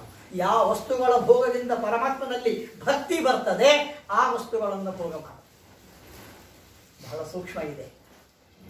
ವಸ್ತು ಅದೇ, ಅದನ್ನು ಯಾವುದಕ್ಕೆ ಬಳಸ್ಕೋತೇವೆ ಇಂಪಾರ್ಟೆಂಟ್. ಶಕ್ತಿ ಒಂದು ವಸ್ತು. ಸಜ್ಜನ ಅದನ್ನು ರಕ್ಷಣೆ ಮಾಡಲಿಕ್ಕೆ ಬಳಸ್ತಾನೆ, ದುಷ್ಟ ಹಿಂಸೆಯನ್ನು ಮಾಡಲಿಕ್ಕೆ ಬಳಸ್ತಾನೆ. ಈ ಜಗತ್ತಿನಲ್ಲಿ ಒಳ್ಳೆ ಗುಣ ಕೆಟ್ಟ ಗುಣ ಅಂತ ಯಾವುದೂ ಇಲ್ಲ, ಬರೇ ಗುಣಗಳಿವೆ ಅಷ್ಟೇ. ಆ ಗುಣ ಎಲ್ಲಿ ಹೋಗ್ತಾವು ಅದರ ಮೇಲೆ ಡಿಪೆಂಡ್. ಯಾವಾಗ ಗುಣಗಳು ಒಳ್ಳೆಯ ಗುಣಗಳಾಗ್ತಾವು ಅಂತಂದರೆ ಆ ಗುಣ ಎಂಬ ಕಮಾಡಿಟಿ ಒಳ್ಳೆಯ ವ್ಯಕ್ತಿಯಲ್ಲಿ ಹೋಗಬೇಕು. ಆವಾಗ ಅದೇ ಗುಣಗಳು ಒಳ್ಳೆಯವಾಗ್ತಾವೆ. ಜ್ಞಾನ ಇದು ಕಮಾಡಿಟಿ ಸರ್. ಇದು ಯೋಗ್ಯನ ಹತ್ತಿರ ಹೋಯಿತೋ ರಕ್ಷಣೆಗಾಗಿ ಬಳಸ್ತಾನೆ, ಅಯೋಗ್ಯನ ಹತ್ತಿರ ಹೋಯಿತೋ ಧ್ವಂಸ ಮಾಡಲಿಕ್ಕೆ ಬಳಸ್ತಾನೆ. ನ್ಯೂಕ್ಲಿಯರ್ ನಾಲೆಜ್ ಇದು ಕಮಾಡಿಟಿ ಅಲ್ಲ, ಇದು ಒಳ್ಳೆಯದು ಕೆಟ್ಟದ್ದು. ಟೆರರಿಸ್ಟ್ ಕಡೆ ಹೋಯಿತು ನಾಶ ಮಾಡ್ತಾನೆ, ಯೋಗ್ಯನ ಹತ್ತಿರ ಹೋಯಿತು ರಕ್ಷಣೆ ಮಾಡ್ತಾನೆ. ಆದ್ದರಿಂದ ಇಡೀ ಜಗತ್ತಿನಲ್ಲಿ ಒಳ್ಳೆಯ ಗುಣ ಕೆಟ್ಟ ಗುಣ ಅಂತ ಇಲ್ಲವೇ ಇಲ್ಲ. ಒಳ್ಳೆಯ ವ್ಯಕ್ತಿ ಇದ್ದಾರೆ, ಕೆಟ್ಟ ವ್ಯಕ್ತಿ ಇದ್ದಾರೆ. ಆ ವ್ಯಕ್ತಿಗಳೂ ಸಹ ತಮ್ಮ ಸಾಧನೆಯಿಂದ ತಮ್ಮ ತಂದೆ ತಾಯಿಗಳ, ಗುರುಗಳ, ಶಿಕ್ಷಕರ, ಪ್ರತಿಯೊಬ್ಬ ಬಂಧು ಮಿತ್ರರ, ಮನುಷ್ಯರ ಸಂಪರ್ಕದಿಂದ ಪಡೆಯತಕ್ಕಂತಹ ಜ್ಞಾನದಿಂದ ಪರಿಪೂರ್ಣನಾಗ್ತಾನೆ. ಅದೇ ವ್ಯಕ್ತಿ ತತ್ವ, ವ್ಯಕ್ತಿತ್ವ ಅಂತಾಗಿದೆ ಶಬ್ದ. ವ್ಯಕ್ತಿ ಪರ್ಸನಾಲಿಟಿ, ತತ್ವ ಕ್ಯಾರೆಕ್ಟರ್. ಪರಿಪೂರ್ಣ ಶಬ್ದರಿ ಅದು, ಬೇರೆ ಕಾರಣ ಇಲ್ಲ ಅದಕ್ಕೆ. ಪರ್ಸನಾಲಿಟಿ ಮತ್ತು ಕ್ಯಾರೆಕ್ಟರ್ ಇಂಗ್ಲೀಷ್ನವ್ರು ಮಾಡ್ಕೊಂಡಿದ್ದು. ನಮ್ಮ ಒಂದೇ ಶಬ್ದ ವ್ಯಕ್ತಿತ್ವ, ಚಾರಿತ್ರ ಕಾರಣವೇ ಇಲ್ಲ ಅಲ್ಲಿ. ವ್ಯಕ್ತಿತ್ವ ಎಂಬ ಶಬ್ದವೇ ಪರ್ಸನಾಲಿಟಿಯನ್ನು ತೋರಿಸ್ತದೆ, ಕ್ಯಾರೆಕ್ಟರನ್ನು ತೋರಿಸ್ತದೆ. ಏನಂದ್ರೆ ಮಕ್ಕಳು ಕೇಳ್ತಾರೆ, ಏನಂದ್ರೆ ಪರ್ಸನಾಲಿಟಿ ಅಂದ್ರೆ ಏನು? ಕ್ಯಾರೆಕ್ಟರ್ ಭಾಗವತ ಹೇಳ್ತದೆ ಈ ಮಾತನ್ನ. ಇನ್ನೊಬ್ಬರು ನೋಡುವಾಗ ಏನು ಮಾಡುತ್ತಾ ಇದ್ದೀವಿ, ಇನ್ನೊಬ್ಬರು ನನ್ನನ್ನ ಯಾವ ರೀತಿಯಾಗಿ ಕಾಣಬೇಕು ಎನ್ನುವ ಪ್ರಾಮಾಣಿಕವಾದ ಪ್ರಯತ್ನವನ್ನ ಏನು ಮಾಡುತ್ತಾ ಇದ್ದೀವಿ. What you are, what you do when others are watching is called your personality. What you are, what you do when nobody is watching is your character. ನೀ ಏನು ಮಾಡ್ತಾ ಇದ್ದೀರಿ ಯಾರೂ ನೋಡ್ತಾ ಇಲ್ಲ. ನಿನ್ನ ರೂಮ್ನಾಗ ನೀ ಕೂತಿ ಯಾರು ನೋಡ್ತಾ ಇಲ್ಲ. ಹಾಗಾದರೆ ಅದು ನಿನ್ನ ಚಾರಿತ್ರ್ಯ. Can I tell this in front of others? ಮಕ್ಕಳಿಗೆ ಆ ಸಂಸ್ಕಾರವನ್ನ ಕೊಡ್ರಿ. ಏನೇ ಮಾಡುತ್ತಾ ಇದ್ದೀರಿ ಒಂದು ಪ್ರಶ್ನೆಯನ್ನ ಕೇಳ್ಕೊ, ಇದನ್ನ ನಾನು ನನ್ನ ತಂದೆ ತಾಯಿಗಳಿಗೆ ಹೇಳಬಹುದೇನು? ಆನ್ಸರ್ ಎಸ್ ಅಂತ ಬಂತೋ ಮುಂದುವರಿ. ಯಾವ ಕಾರ್ಯವನ್ನ ಮಾಡಿ ಇನ್ನೊಬ್ಬರ ಮುಂದೆ ಹೇಳಲಿಕ್ಕೆ ನಾಚಿಕೆ ಆಗ್ತದೆ, ಇನ್ನೊಬ್ಬರನ್ನ ಬಿಡ್ರಿ, ಅಪ್ಪ ಅಮ್ಮ ಹೇಳಿಕ್ ನಾಚಿಕೆ ಆಗ್ತದೆ, ಅಂತಹ ಕಾರ್ಯವನ್ನ ಮಾಡಬೇಡ, ಅದು ಕೆಟ್ಟ ಕೆಲಸ. ಇಷ್ಟು ಸೂಕ್ಷ್ಮವಾದಂತಹ ವಿಷಯಗಳನ್ನ ಭಾಗವತ ಅದ್ಭುತವಾಗಿ ತಿಳಿಸ್ತಾರೆ. ಶುಕಾಚಾರ್ಯರು ತಿಳಿಸ್ತಾರೆ. ಕೇವಲ ನಮಗೆ ಧ್ಯಾನ ಇದು ಆಗೋದಿಲ್ಲ. ನಾವು ಸಂಸಾರಿಗಳು, ನಮಗೆ ಭೋಗ ಇದೆ, ನಾವು ಸಹ ವಿಶೇಷವಾಗಿ ಆರಾಮಿರಬೇಕು ಅಂತ ಬಯಸೋರು. ಹಾಗಾದರೆ ಬೇರೆ ಬೇರೆ ದೇವತೆಗಳನ್ನ ಉಪಾಸನೆ ಮಾಡಿ, ಬೇರೆ ಬೇರೆ ಕಾಮನೆಗಳಿರುವ ವ್ಯಕ್ತಿಗಳಿಗೆ ಬೇರೆ ಬೇರೆ ದೇವತೆಗಳನ್ನ ದ್ವಿತೀಯ ಸ್ಕಂಧವನ್ನು ತಿಳಿಸಿಕೊಡ್ತಾರೆ. ಬ್ರಹ್ಮ ವರ್ಚಸ್ಸು ಬೇಕು, ಒಳ್ಳೆಯ ಜ್ಞಾನ ಬೇಕು, ಗುರುಗಳ ಸೇವೆಯನ್ನು ಬೃಹಸ್ಪತಿಗಳು ಗುರುಗಳನ್ನು ಸೇವೆ ಮಾಡಿ. ಇಂದ್ರಿಯ ಪಾಠವ, ಒಳ್ಳೆಯ ಕೈಕಾಲು ದೃಢವಾಗಿ ಇರಬೇಕು, ಇಂದ್ರದೇವರ ಉಪಾಸನೆಯನ್ನ ಮಾಡಿ. ಪ್ರಜಾಕಾಂಕ್ಷಿ ಒಳ್ಳೆ ಯೋಗ್ಯ ಮಕ್ಕಳಾಗಬೇಕು, ಬ್ರಹ್ಮದೇವರ ಉಪಾಸನೆಯನ್ನ ಮಾಡಿ, ಪ್ರಜೇಶ್ವರರ ಉಪಾಸನೆಯನ್ನ ಮಾಡಿ. ಸಂಪತ್ತು ಬೇಕು, ಲಕ್ಷ್ಮೀದೇವಿ, ಒಳ್ಳೆ ತೇಜಸ್ಸು ಬೇಕು, ಫೇರ್ ಅಂಡ್ ಲವ್ಲಿ ಆಗಿರಬೇಕು, ಬಹಳ ಇಂಪಾರ್ಟೆಂಟ್. ಹೌದಾ? ಯಾರು ಉಪಾಸನೆ ಮಾಡ್ತೀರಿ? ಸೂರ್ಯನ ಉಪಾಸನೆ ಮಾಡಿ. ಸೂರ್ಯ ಒಳ್ಳೆಯ ತೇಜಸ್ಸನ್ನ ಕೊಡ್ತಾನೆ. ಬಂಗಾರ ಬೇಕು, ಯಾರಿಗೆ ಬ್ಯಾಡ್ರಿ? ಲಕ್ಷಗದ್ರಿ. ವಸುಗಳನ್ನು ಉಪಾಸನೆ ಮಾಡಿ. ವೀರತಾ ಬೇಕು, ಶಕ್ತಿ ಬೇಕು, ರುದ್ರದೇವರ ಉಪಾಸನೆಯನ್ನ ಮಾಡಿ. ಒಳ್ಳೆಯ ಅನ್ನಾಕಾಂಕ್ಷ, ಯಾರು ಬರ್ತಾರ ಎಲ್ಲರಿಗೂ ಊಟವನ್ನು ಹಾಕುವ ಭಾಗ್ಯ ಬೇಕು. ಅದಿತಿ ದೇವಿಯ ಉಪಾಸನೆಯನ್ನ ಮಾಡ್ರಿ. ಅದಿತಿ ದೇವಿ ಅನ್ನವನ್ನು ಕೊಡ್ತಾಳೆ. ಸ್ವರ್ಗಾಪೇಕ್ಷ ಆದಿತ್ಯರು, ರಾಜ್ಯಾಪೇಕ್ಷ ವಿಶ್ವೇ ದೇವತೆಗಳು. ಸಾಧನೆ ಮಾಡಬೇಕು, ದೇವರು ಹೇಳಿದ ಮಾರ್ಗದಲ್ಲಿ ಸರಿಯಾದ ರೀತಿಯಲ್ಲಿ ಸಾಧನೆ ಮಾಡಬೇಕು. ಆ ಸಾಧನೆಗೋಸ್ಕರವಾಗಿ ಸಾಧ್ಯ ದೇವತೆಗಳ ಉಪಾಸನೆಯನ್ನ ಹೇಳಿದ್ದಾರೆ. ಆಯುಷ್ಯ ಬೇಕು, ಅಶ್ವಿನಿ ದೇವತೆಗಳ ಉಪಾಸನೆಯನ್ನ ಮಾಡ್ರಿ. ಪುಷ್ಟಿ, ಆರೋಗ್ಯ, ಇಡಾದೇವಿಯನ್ನು ಉಪಾಸನೆಯನ್ನ ಮಾಡ್ರಿ. ಅಧಿಕಾರ ಸ್ಥಿರತೆ, ನೌಕರಿ ಹೋಗಬಾರ್ದಲ್ಲ, ಕಾಯ್ಕೋಬೇಕು. ಯಾರು ಉಪಾಸನೆ ಮಾಡ್ತೀರಿ? ದ್ಯಾವ ಪೃಥ್ವಿಗಳ ಉಪಾಸನೆಯನ್ನ ಮಾಡ್ರಿ. ಸೌಂದರ್ಯ, ಗಂಧರ್ವರು, ಒಳ್ಳೆಯ ಮಡದಿ ಬೇಕು. ಕನ್ಯಾಪೇಕ್ಷ, ಊರ್ವಶಿಯನ್ನ ಉಪಾಸನೆಯನ್ನ ಮಾಡಿ. ಊರ್ವಶಿ ವಿಶೇಷವಾಗಿ ಯೋಗ್ಯವಾದ ಸ್ತ್ರೀಯನ್ನ ಕೊಡ್ತಾರೆ. ಇಡೀ ಪರಿವಾರವನ್ನು ರಕ್ಷಣೆ ಮಾಡತಕ್ಕಂತಹ ಸ್ತ್ರೀ ಮನೆಯಲ್ಲಿ ಇದ್ದರೆ ಅದು ಮನೆ. ವೇದವ್ಯಾಸ ಅಂತಾರೆ, ಗೃಹಿಣಿ ಗೃಹ ಮುಚ್ಚತೆ. ಮನಿ ಅಲ್ಲ, ತಲೆಗಿಟ್ಕೊಳ್ರಿ. ಮನಿ ಒಳಗೆ ಯೋಗ್ಯ ಹೆಣ್ಣಿದ್ಲೋ ಅದು ಮನಿ, ಇಲ್ಲ ಕಾಡ. ಅರಣ್ಯ ರೋದನ ಅಂತ ಕರಿತಿರ್ತೇವೆ ನಾವು. ಸೊ ಮನೆಯಾಗಿ ಬೈಕೊಂಬೋದು ಅಂತ ಅರ್ಥ. ಇದು ಯಾವಾಗ ಆಗ್ತದೆ? ಯಾವಾಗ ಯೋಗ್ಯವಾದಂತ ಮಡದಿ ಇಲ್ಲ, ಮನೆಯಲ್ಲಿ ಸ್ತ್ರೀ ಇಲ್ಲ, ಮನೆ ಅರಣ್ಯವಾಗಿ ಹೋಗ್ತದೆ. ಆದ್ದರಿಂದ ಊರ್ವಶಿ. ಅಧಿಪತ್ಯ ಬೇಕು, ನಾವು ಬಾಸ್ ಮಂದಿರಿ, ಎಲ್ಲ ನಮ್ಮ ಮಾತು ಕೇಳಬೇಕು. ಬ್ರಹ್ಮದೇವರ ಉಪಾಸನೆಯನ್ನ ಮಾಡಬೇಕು. ಯಶಸ್ಸಿಗೆ ಯಜ್ಞ ನಾಮಕ ಪರಮಾತ್ಮ ಮಾಡುವ ಕಾರ್ಯದಲ್ಲಿ ಯಶಸ್ಸು ಸಿಗಬೇಕು ಅಂದ್ರೆ ಈ ಪರಮಾತ್ಮನ ಉಪಾಸನೆ, ಯಜ್ಞ ನಾಮ ಪರಮಾತ್ಮನ ಉಪಾಸನೆ. ನಿಧಿ ಸಿಗಬೇಕ್ರಿ, ಮಸ್ತ್ ಲಘುವೇ ಶ್ರೀಮಂತ ಆಗ್ಬೇಕು. ಭಾಳ ಇರ್ತದೆ ಎಲ್ಲರಿಗೂ. ಯಾರು ಉಪಾಸನೆ ಮಾಡೋರು? ವರುಣ. ನಿಧಿಯ ಉಪಾಸನೆ, ನಿಧಿ ಬೇಕು ಅಂದ್ರೆ ವರುಣನನ್ನ ಬೇರೆ ನಿಧಿ ಹುಡುಕಿ ಮತ್ತೆ ಎಲ್ಲರೂ ಹೋಗಿ ಹಿಡ್ಕೊಂಡು ಹೋಗ್ತಾರೆ. ನಿಧಿ ಜ್ಞಾನ, ಸರಿಯಾದ ರೀತಿಯ ಸಂಸ್ಕಾರಗಳೇ ನಿಧಿ. ಅದನ್ನು ಹುಡ್ಕೊಂಡು ಹೋಗ್ರಿ ಸಾಕು, ಬೇರೆ ಏನು ಬೇಡ.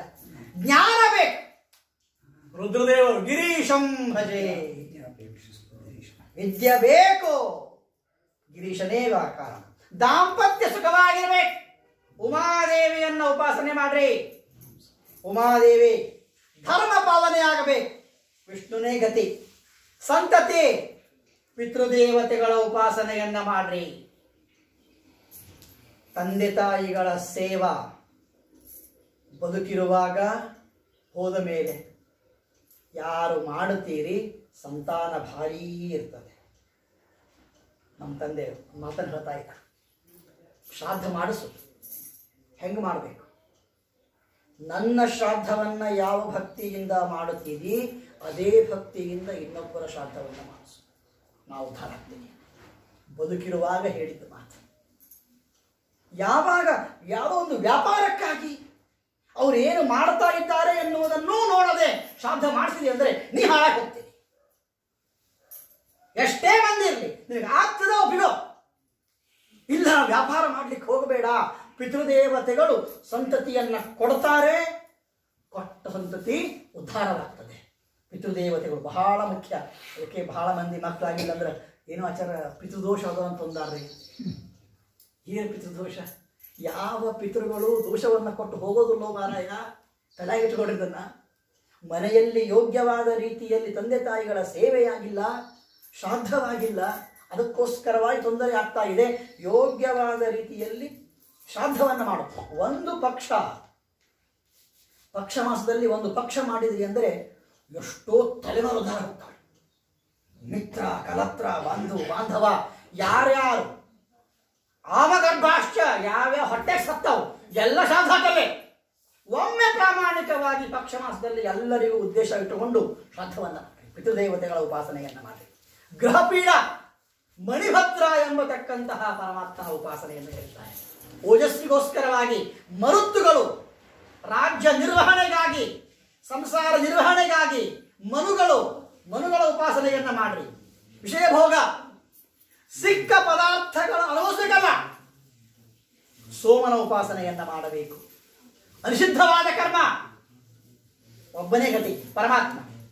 ಗೋವಿಂದೇ ದೇಹಿ ಭಕ್ತಿಂ ಎಂತದ್ದು ನಿರ್ವ್ಯಾಜಾಂ ನಿಶ್ಚಲಾಂ ಸದ್ಗುಣ ಗಣ ಬೃಹತೀಂ ಶಾಶ್ವತೀಂ ಆಶುದೇವ. ಆದ್ದರಿಂದ ದ್ವಿತೀಯ ಸ್ಕಂದ ಭಾಗವತ ಕೇವಲ ಮುಕ್ತಿಪದವಾದಂತಹ ಪರಮಾತ್ಮನ ಉಪಾಸನೆಯ ಜೊತೆಗೆ ನಾವು ನೀವು ಬದುಕಲಿಕ್ಕೆ ಬೇಕಾದಂತಹ ವಿಷಯ ಭೋಗಗಳಾಗಿರಬಹುದು, ಸಂಸಾರವಾಗಿರಬಹುದು, ಅವನೇ ಕೊಟ್ಟಂತಹ ಸಂಸಾರ ಸುಖವಾಗಿ ಇಟ್ಟುಕೊಳ್ಳಲಿಕ್ಕೆ ಪ್ರಯತ್ನ ಮಾಡಲೇಬೇಕು. ಎಲ್ಲ ಬಿಟ್ಟು ದೇವರ ಮುಂದೆ ಕೂಡ್ತೀನಿ ಅಂದ್ರೆ ಅಲ್ಲ. ಹೆಂಡತಿ ಮಕ್ಕಳು ದೇವರಲ್ಲೇನು, ಅವ ಕೊಟ್ಟಿಲ್ಲೇನೋ ಅವನ್ನ ಅವಶ್ಯವಾಗಿ ಕೊಟ್ಟಿಲ್ಲ. ಆದರೆ ನಾವು ಮಾಡುವ ಪ್ರತಿಯೊಂದು ಸಂಸಾರಿಕ ಕರ್ಮಗಳು ದೇವರ ಪೂಜಾ ಅಂತ ಅನುಸಂಧಾನವನ್ನ ಮಾಡಿ ಯಾವಾಗ ಕರ್ಮಗಳನ್ನ ಮಾಡುತ್ತೇವೋ ಆವಾಗ ದೇವರು ಅವಶ್ಯವಾಗಿ ಎಲ್ಲ ಲೌಕಿಕವಾದ ಕರ್ಮಗಳನ್ನ ವೈದಿಕವನ್ನಾಗಿ ಮಾಡಿಕೊಂಡು ಸ್ವೀಕಾರ ಮಾಡ್ತಾನೆ. ನೀವು ಬುದ್ಧಿ ಬೇಕಷ್ಟೇ. ಇದನ್ನ ದ್ವಿತೀಯ ಸ್ಕಂದ ಭಾಗವತ ತಿಳಿಸಿಕೊಡ್ತದೆ. ಅನೇಕ ಪರಮಾತ್ಮನ ಅವತಾರಗಳನ್ನು ತಿಳಿಸಿಕೊಡ್ತದೆ. ಚತುಶ್ಲೋಕಿ ಭಾಗವತ ದ್ವಿತೀಯ ಸ್ಕಂದ ಭಾಗವತದಲ್ಲಿ ಬರ್ತಾನೆ. ಬ್ರಹ್ಮದೇವರಿಗೆ ಪರಮಾತ್ಮ ಉಪದೇಶ ಮಾಡ್ತಾನೆ. ಅಹಮೇವಾಸ ಏವಾಗ್ರೇ ನಾನ್ಯತ್ ಯತ್ ರಸಸ್ಪರಂ ಪಶ್ಚಾತ್ ಅಹಂ ಯದೇತಶ್ಚ ಸೋ ಅವಶಿಷ್ಯೇತ ಸೋಸ್ಮ್ಯಹಂ. ಚತುಶ್ಲೋಕಿ ಭಾಗವತ ತಿಳಿಸಿಕೊಡ್ತದೆ.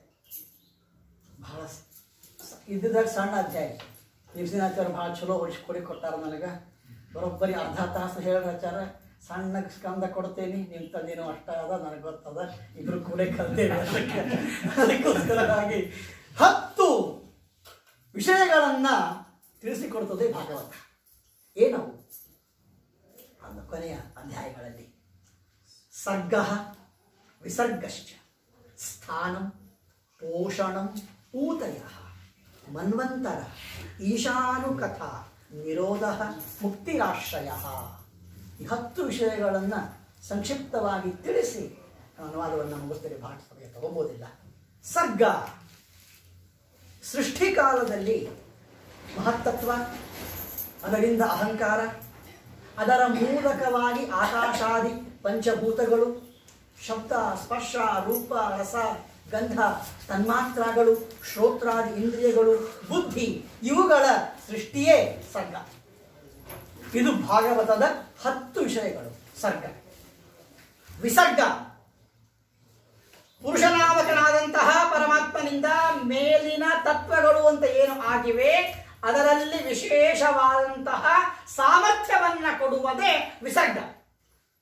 ಸರ್ಗದಲ್ಲಿ ಸೃಷ್ಟಿ ಮಾಡಿದಂತಹ ವಸ್ತುಗಳಲ್ಲಿ ತಾನೇ ಪ್ರವೇಶ ಮಾಡಿ ಶಕ್ತಿಯನ್ನ ಕೊಟ್ಟು ಕಾರ್ಯವನ್ನ ಏನು ಮಾಡಿಸ್ತಾನೆ, ಅದು ಪರಮಾತ್ಮನ ವಿಸರ್ಗ. ಸ್ಥಾನ ದುಷ್ಟರನ್ನ ಸಂಹಾರ ಮಾಡಿ ಶಿಷ್ಟರನ್ನ ರಕ್ಷಣೆ ಮಾಡತಕ್ಕಂತಹ ಪರಮಾತ್ಮನ ವಿಜಯ ಅದು ಸ್ಥಾನ. ಪೋಷಣ ಅವರವರ ಯೋಗ್ಯತಾ ಅವರವರ ಭಕ್ತಿಗೆ ತಕ್ಕಂತೆ ಪರಮಾತ್ಮ ಮಾಡತಕ್ಕಂತಹ ದಯ ಕಾರುಣ್ಯ ಇದೆ, ಬೇರೆ ಏನು. ಊತಿಗಳು ಬೇರೆ ಬೇರೆಯಾದಂತಹ ಯೋಗ್ಯತೆಯುಳ್ಳಂತಹ ಬೇರೆ ಬೇರೆಯಾದ ಜೀವಿಗಳ ಸೃಷ್ಟಿಗೆ ಕಾರಣವಾದಂತಹ ಅವರವರ ಕರ್ಮ ಉದೇ ಊತಿ, ಬೇರೆ ಏನೂ ಅಲ್ಲ. ಊರ್ಧ್ವಮೂಲ ಮಧುಶಾಖಂ ಅಶ್ವತ್ಥಂ ಪ್ರಾಹುರವ್ಯಯಂ. ನನ್ನ ಜೀವನವನ್ನ ನನ್ನ ಜನ್ಮಗಳನ್ನ ನನ್ನ ಕರ್ಮಗಳಿಂದಲೇ ನಾನು ನಿರ್ಮಾಣ ಮಾಡ್ಕೋತೇನೆ. ಮೂಲ ಎಲ್ಲಿದೆ? ಮೇಲಿದೆ. ಎಲ್ಲಾ ಬೇರಿಗೂ ಮೂಲ ಕೆಳಗವರಿ. ನಮ್ಮ ಮೂಲ ಊರ್ಧ್ವ ಮೂಲ.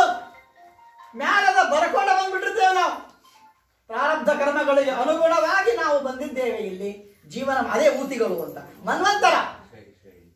ಆಯಾ ಮನ್ವಂತರಗಳಲ್ಲಿ ಸಜ್ಜನರಿಗೆ ತಾರಕವಾದಂತಹ ಧರ್ಮಗಳನ್ನು ಹೇಳುವುದೇ ಮನ್ವಂತರ ಭಾಗವತ. ಆಯಾ ಮನ್ವಂತರಗಳು, ಆಯಾ ಕಾಲಗಳು, ಆಯಾ ಯುಗಗಳು, ಯುಗ ಧರ್ಮಗಳನ್ನು ಏನು ಹೇಳುತ್ತೇವೆ ಅದನ್ನು ಸಹ ಭಾಗವತ ತಿಳಿಸಿಕೊಡ್ತದೆ.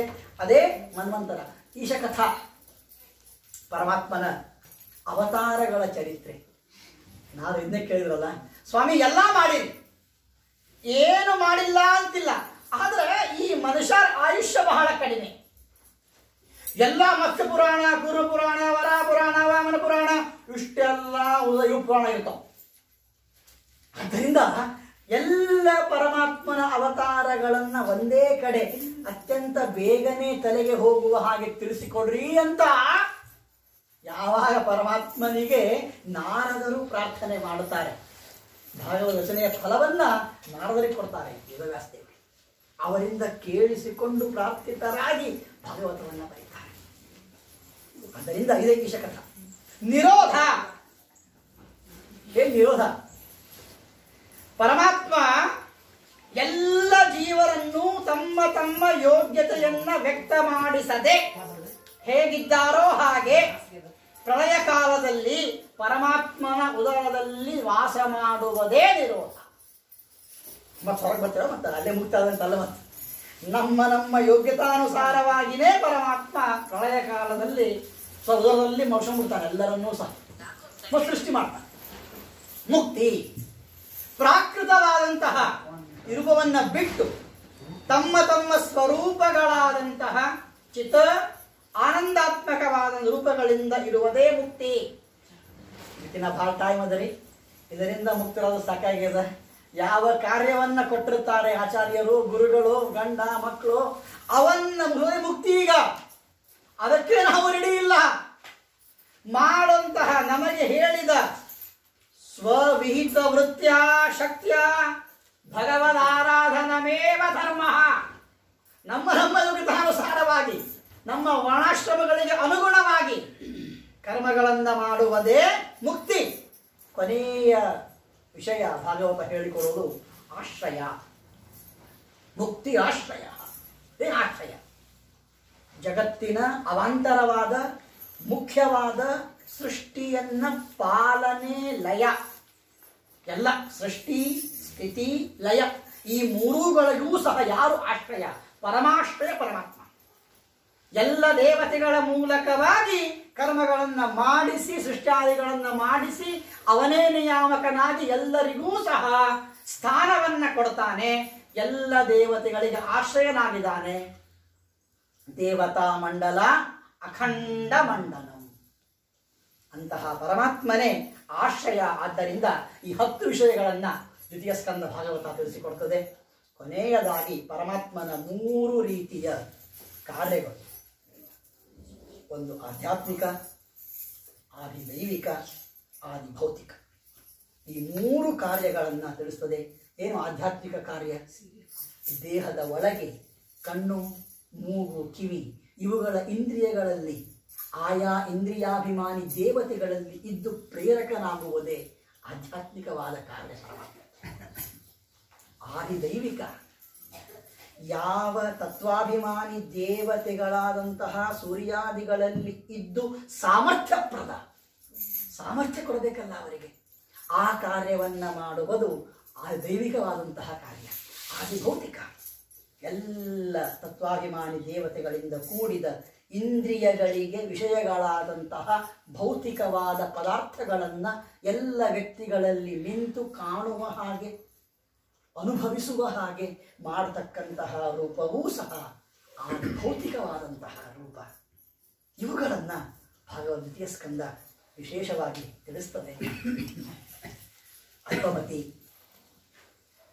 ಭೀಮಸೇನಾಚಾರ್ಯರ ಕರ್ತೃತ್ವ ಶಕ್ತಿ ಪ್ರತ್ಯಕ್ಷ ನೋಡಿದವ, ಅದಕ್ಕೋಸ್ಕರವಾಗಿ ಹೇಳ್ತಾ ಇದ್ದೇನೆ.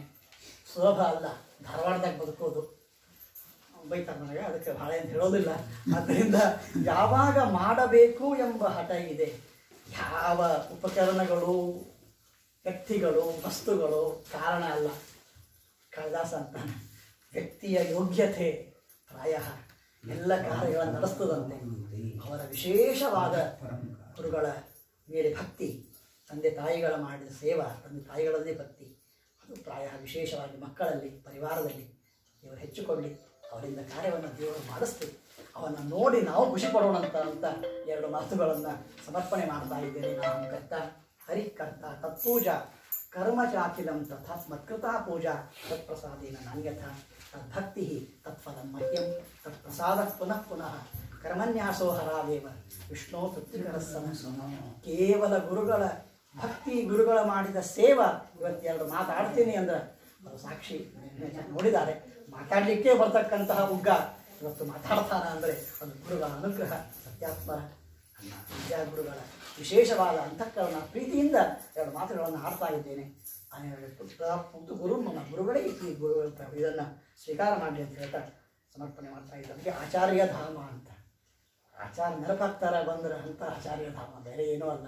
ಆದ್ದರಿಂದ ಬರ್ಲಿಕ್ಕೆ ಖುಷಿ ಆಗ್ತದೆ, ಬಿಟ್ಟು ಅವ್ರಿಗೆ ದುಃಖ ಆಗ್ತದೆ. ಆದರೂ ಸಹ ನಮ್ಮ ಸಂಸಾರ ಅವರಿಗೆ ಹೋಗ್ಬೇಕಲ್ಲ, ಬಟ್ ಅವಶ್ಯವಾಗಿ ಮತ್ತು ಬರುವ ಹಾಗೆ ಆಗಲಿ ಅಂತ ಪ್ರಾರ್ಥನೆಯನ್ನು.